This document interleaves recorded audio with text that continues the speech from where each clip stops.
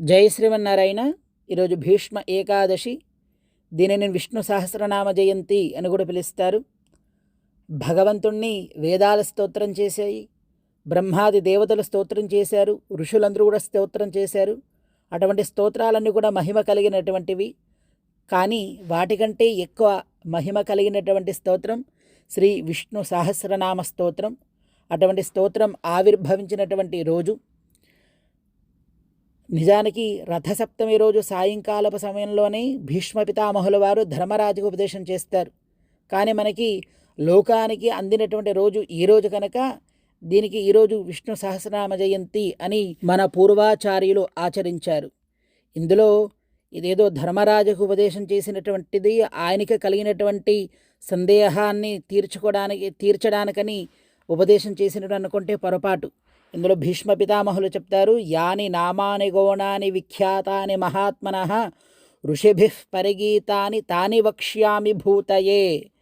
ఇక్కడ ఉండేటువంటి ఒక్కొక్క మంత్రము కూడాను ఎంతో సంవత్సరాలు, కొన్ని వేల సంవత్సరాలు కూర్చొని జపం చేసి వాళ్ళకి దర్శించినటువంటి తత్వ దర్శనాన్ని ఇదే మా జీవనానికి ఆధారము అంటూ జీవించినటువంటి ఋషులన్నమాట. అటువంటి 1000 నామాలు ఒక్కొక్క ఋషి కూడాను తపస్సు చేశారు. అటువంటి వాళ్ళ దగ్గరికి వేదవ్యాసుల వారు వెళ్ళి దాన్ని వాళ్ళకి శుశ్రూష చేసి ఆ యొక్క మంత్రాన్ని పొంది అటువంటి మంత్రాలన్నీ కూడాను ఒక మాలికలాగా అల్లుకొని వ్యాసుల వారు దాన్ని అనుసంధానం చేసుకుంటూ ఉండగా భీష్ముల వారి యొక్క భగవంతుడిపై నుండి ప్రేమను చూసి భీష్మ పితామహుల వారికి వేదవ్యాసులు ఉపదేశం చేస్తారన్నమాట.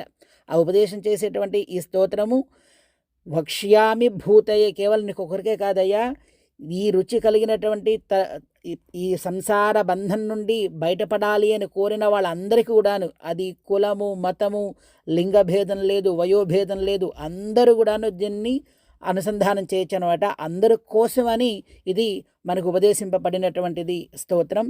ఇందులో ఉండేటువంటి యథాతథంగా భీష్మ పితామహుల వారు చెప్పినటువంటి విషయాన్ని మనకి కృష్ణుడు అంగీకరించాడన్నమాట. అటువంటి గొప్ప మహిమాన్విత కలిగినటువంటి స్తోత్రం ఇది. మొత్తం మనకి 107 శ్లోకాలు ఉంటాయి. 108వ శ్లోకం వనమాలి గదీశారంగి అనేటువంటి శ్లోకాన్ని మనకి ఇందులో అనుసంధించి మనకి ఇచ్చారు మన పూర్వాచార్యులు, మన పెద్దలు, పూర్వం ఉండేటువంటి ఋషులు. ఎందుకు అలా చేశారంటే మనకి జ్యోతిషంలో 27 నక్షత్రాలు ఉంటాయి. ప్రతి ఒక్క మనిషి కూడాను ఏదో ఒక నక్షత్రంలో పుడతాడు, ఏదో ఒక పాదంలో పుడతాడు. ఒక నక్షత్రానికి 4 పాదాలు, 27 4ల 108. అందులో మనం ఏ నక్షత్రంలో పుట్టామో, ఏ పాదంలో పుట్టామో ఆ యొక్క శ్లోకాన్ని మనం గనక అనుసంధానం చేసుకున్నట్టయితే అది మనకి ఎంతో శక్తినిస్తుంది అని మన పూర్వాచార్యులు తెలియచేస్తారు. అలా చూస్తే మనకి 107 శ్లోకాలు కదండి, అక్కడికి 1000 నామాలు అయిపోతాయి.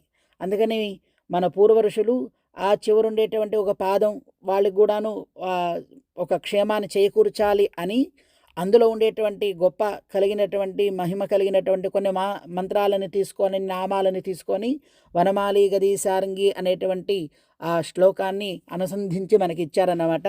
అంత గొప్ప మహిమ కలిగినటువంటి స్తోత్రం ఇది. ఇది ఎవరు ఏది కోరితే ధర్మార్థి ప్రాప్నుయాత్ ధర్మం, అర్థార్థి చార్థమాప్నుయాత్, కామానవాప్నుయాత్ కామీ, ప్రజార్థి చాప్నుయాత్ ప్రజా అని ఉత్తరపీఠికలో వేదవ్యాసుల వారు తెలియచేస్తారు. నువ్వు ధర్మాన్ని కోరి నువ్వు దీన్ని అనుసంధానం చేస్తే ధర్మాన్ని, అర్థాన్ని కోరి చేస్తే అర్థాన్ని, లేదు నాకు సంతానం కావాలండి, లేదు నాకు ఉద్యోగం కావాలండి, నువ్వు దేని కోరి చేస్తే దాన్ని ఇచ్చేటువంటి గొప్ప స్తోత్రం శ్రీ విష్ణు సహస్రనామ స్తోత్రం అన్నమాట. ఇటువంటి గొప్ప స్తోత్రాన్ని మనము కూడా ప్రతినిత్యం అనుసంధానం చేసుకుంటూ భగవంతుడి యొక్క అనుగ్రహాన్ని పొందుదాం. జై శ్రీమన్నారాయణ.